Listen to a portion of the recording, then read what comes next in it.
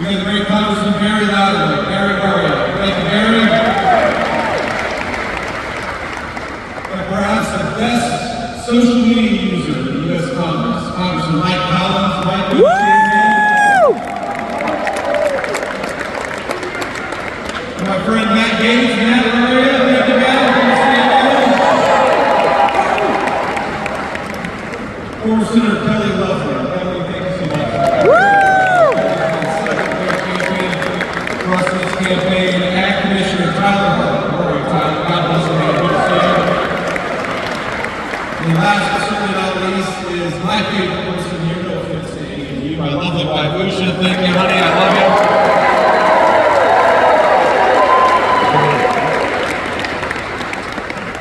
So look, here's the thing. We're done with early voting in the state of Georgia, so tomorrow is the day. Tomorrow is the day that we vote for the future. So tomorrow is the day that we vote for change. Tomorrow is the day that we vote for lower grocery prices and more affordable housing.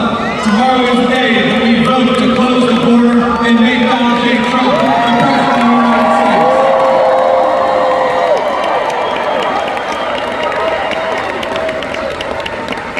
I didn't realize how small this was in 2020. Georgia was decided by less than 12,000 votes. That is crazy. Less than 12,000 votes in the great state of Georgia. So here's the request that I'm going to make of every single person here. I want every single one of you to get out there and vote for Donald J. Trump 10 times.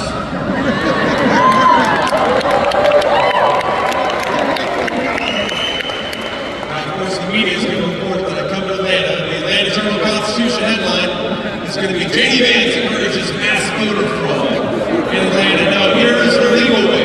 The legal way to vote 10 times is to get your friends to the polls and take yourself to the polls and get 9 of your friends and family to go along with you. That's the legal way to vote 10 times. That's what we're going to do.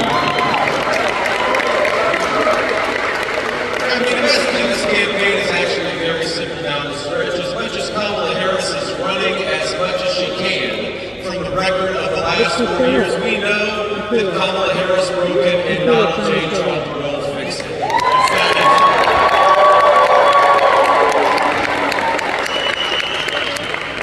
You know, Kamala Harris, I gotta say, she has run a campaign that is based in fundamental dishonesty, but it's also based on a bet. A bet that the American people aren't going to be wise enough to notice the fact that Kamala Harris has been lying to them for the past 3 months. You know, we were in Las Vegas a couple of weeks ago, and we get to the tarmac at the same exact time as Governor Tim Walz, my Democratic colleague, who of course is running to be Kamala Harris's vice president. You know, I'm going to say something nice about Governor Tim Walz. I want all of you, if you're the praying type, and I imagine we've got a lot of Christians and other people of faith in this room, say a prayer for Tim Walz, because he's got the toughest job in American politics. Think about this, you know. He does.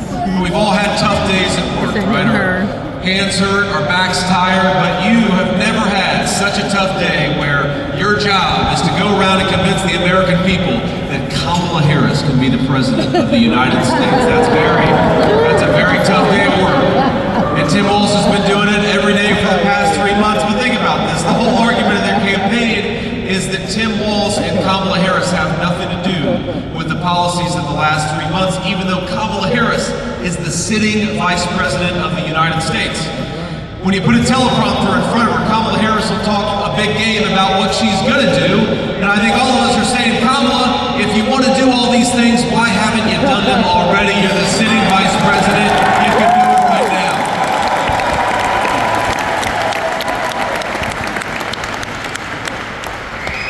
You know, I've never met anybody in politics who's shameless enough to stand before the American people as the sitting vice president and to say on day one, we're going to make groceries and housing more affordable. She'll say on day one, we're going to get serious about the southern border. Kamala, you've been the vice president for 1,400 days. Day one was 3.5 years ago. What the hell have you been doing the whole time? Stop talking about doing your job and go out there and do it.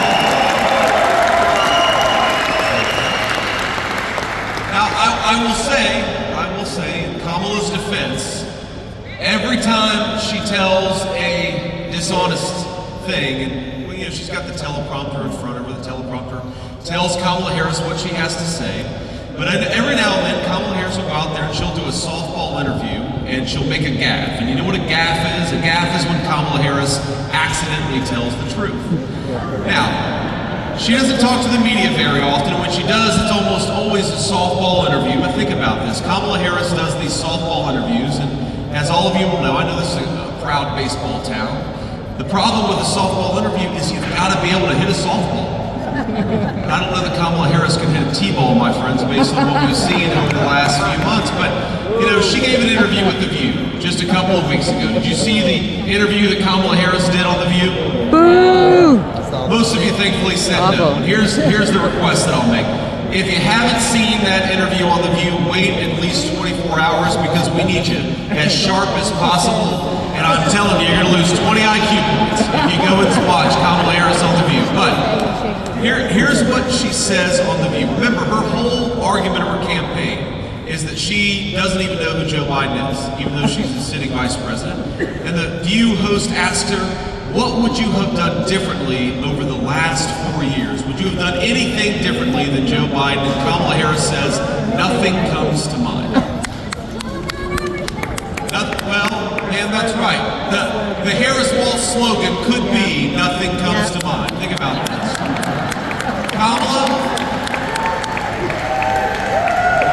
what would you do to fix the broken policies to make groceries and housing more affordable? Nothing comes to mind. Kamala Harris, what would you do to secure that southern border? Nothing comes to mind, right? That's what Kamala Harris's campaign slogan could be. But in that moment, she revealed that she is not who she says she is. She's been going around the country for the last 3 months, promising that she's going to fix what she herself broke. She's been going around the country saying that she's somehow going to lower the price of groceries, even though she cast the deciding vote on trillions of dollars in new spending. She's been going around saying that she got religion about border security a few months ago, even though she's been the border czar at a time of a historic open border. And so our message to Kamala Harris is, we don't believe that you're the candidate of change. We don't believe what you say you're going to do. We believe what you've done for the last 3.5 years, and you are fired.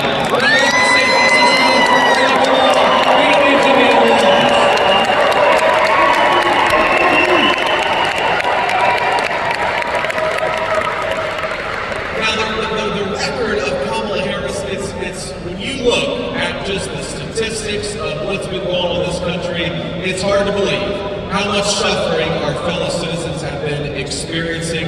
You know, credit card delinquencies are over 9%. You know what that means? That means that 1 in 10 of our fellow citizens can't afford to pay their bills.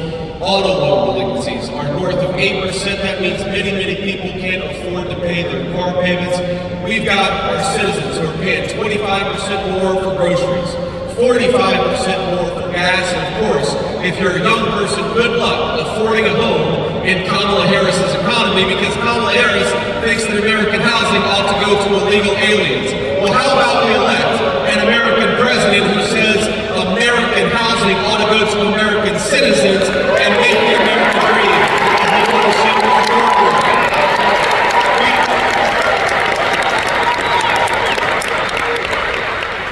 We've got a lot of great leaders here. They all appreciate this. The reason that Donald Trump, the reason why he was so successful as president is because he pursued some common sense economic policies. Think about that. When Donald Trump was president, I've got the easiest job in American politics because while Tim Walz has to go around the country pretending that Kamala Harris didn't break it, all I have to do is go around the country and talk about Donald Trump's actual record of achievement during the 4 years when he was in office. And what a record of achievement it is.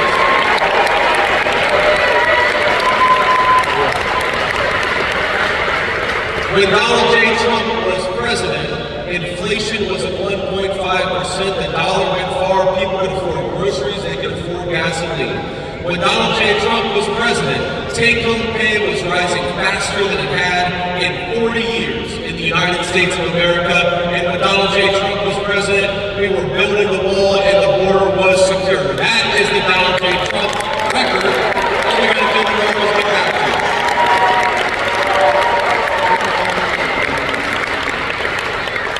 And you know, that's the thing about this race is, for the first time in the lifetime of every person in our country, we don't just have plans and policies and slogans between Kamala Harris. We've got actual records. We can see how Kamala Harris has governed over the last 4 years, and we know how Donald J. Trump governed when he was the president of the United States. Isn't it nice? You know, the corporate media and Kamala Harris are surrogates, they lie about Donald J. Trump all the time.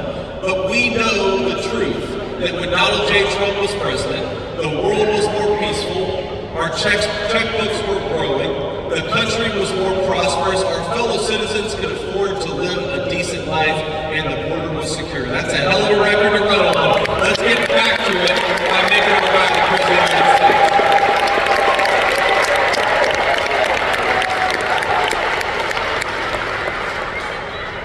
Now, here's, let's talk about plans for just a little bit, because if you compare and contrast the Kamala Harris approach and the Kamala Harris proposals against the Donald J. Trump proposals, it's very obvious who's going to be better for the American people, who's going to be better for the voters of Georgia, especially the swing voters who are watching at home. We know who's going to deliver for the American people because we already saw Donald J. Trump do it. But just think about this.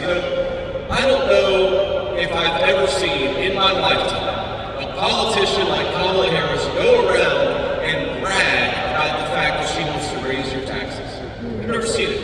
Usually, Matt Gaetz will tell you, the Democrats who want to raise your taxes, they're at least smart enough to lie about it, to hide it from you, and not to go out there and tell you. But Kamala Harris is bragging about the fact that she wants to raise the taxes of Georgia families. She said she wants to let the wildly successful Trump tax cuts expire, and that's going to cost the average Georgia family thousands of dollars per year.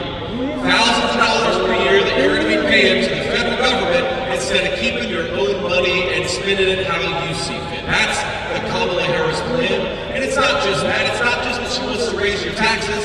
It's what she wants to do with the money. We're in Michigan earlier today. And Kamala Harris is telling us all that she wants to raise your taxes so that she can reward foreign corporations that make electric vehicles in China. And I happen to think that we're going to cut the taxes of American workers and penalize foreign corporations that are making jobs in China.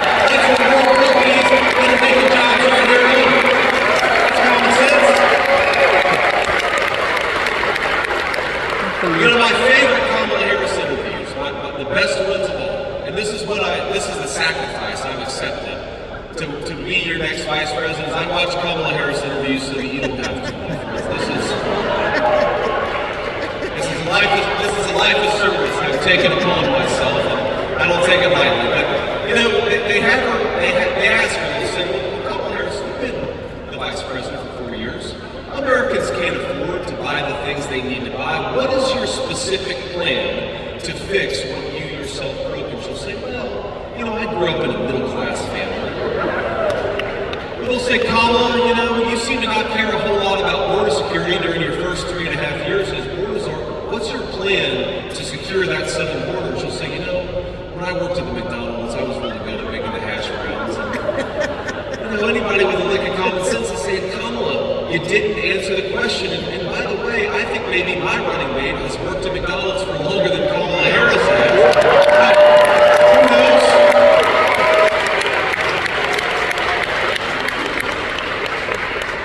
But think about this. We know that the best way to lower prices for Georgia families is to unleash American energy. Because think about this. If you've got a truck driver who's paying 45% more for diesel, then the groceries that truck driver is delivering to the grocery store are going to be more expensive for everybody. If you take a guy who's delivering lumber to the job site and he's paying 40% more for gasoline, then all of us are going to be paying more for the houses that are built at that job site. So if you want to lower prices for American consumers, let me give you a specific answer. You ought to stop buying oil and gas from tin-pot dictators all over the world. Let's drill, baby, drill, and get it for our own citizens in our own territory.